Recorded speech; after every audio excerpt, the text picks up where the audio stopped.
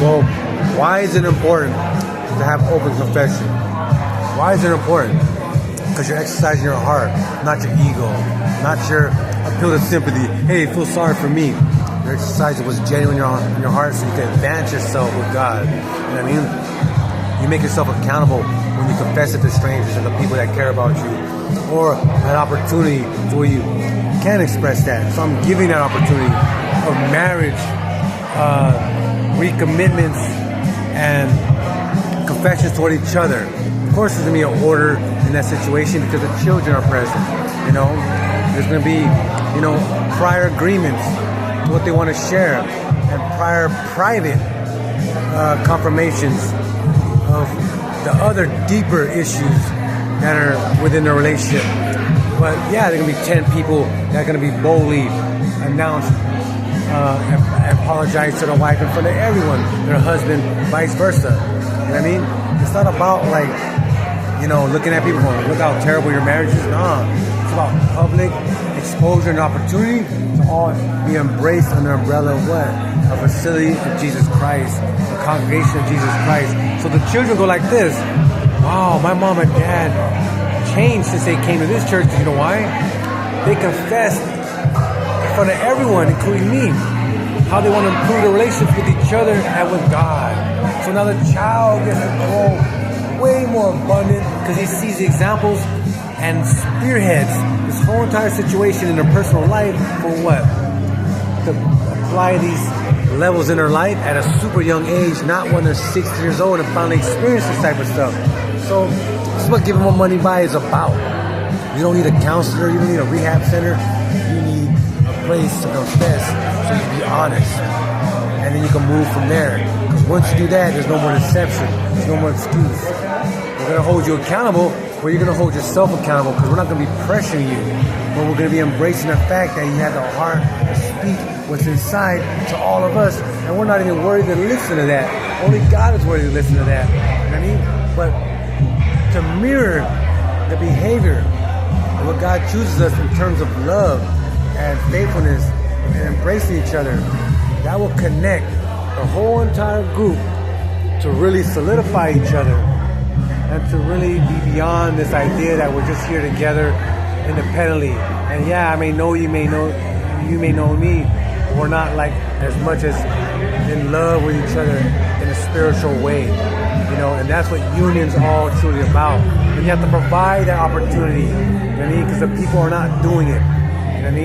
Human trafficking could be solved globally, but people are not doing it. There's anonymous charity donations. Now, we all know that Elon Musk has went ahead and capitalized and profit off of child labor due to the cobalt mines, and it's all part of his technology. So he can't deny that. You cannot accept no anonymous or even visual or present contributions that's purely validated by the Bible, because they know that Elon did what? Used child labor, not directly, but he bought all this stuff and profited off this. So that money that he wants to give is discarded. It's blemished. You can't. It's not genuine. So the churches have to refuse that.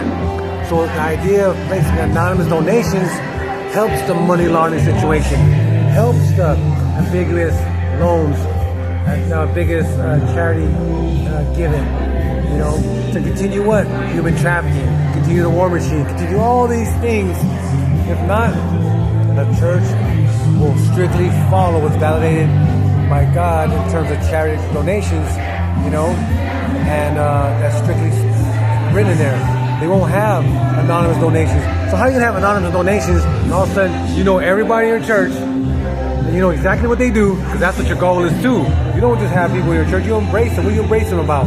To get to know them, get to share your testimony with them about God, and you bring them to the Word. You know what I mean? But over time, how did I know I'm the least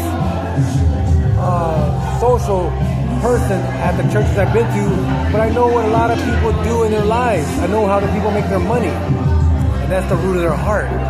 Because if they're making their money like this, then for dang sure they're just skimming the surface in terms of living a life of validating everything, what they see, how they act by Scripture, which is okay. But for your church to be truly blessed by Jesus Christ, everything purely, from policies from the ground up, no loans, I'm your master. I mean, believe and have complete faith in that direction. If not, your church will be blessed, but it won't reach the extreme capacity for what God's will give you if you do validate everything, every process, every contribution, have it all listed on the wall, all expenses, no deception, no hidden, complete transparency, complete honesty. For what? So your church could go and do what?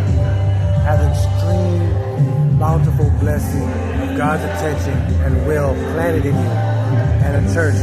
For what? So you could bless the children. So the children could have an example to say, you know what? We exceeded. I got you, brother. I'll step it out.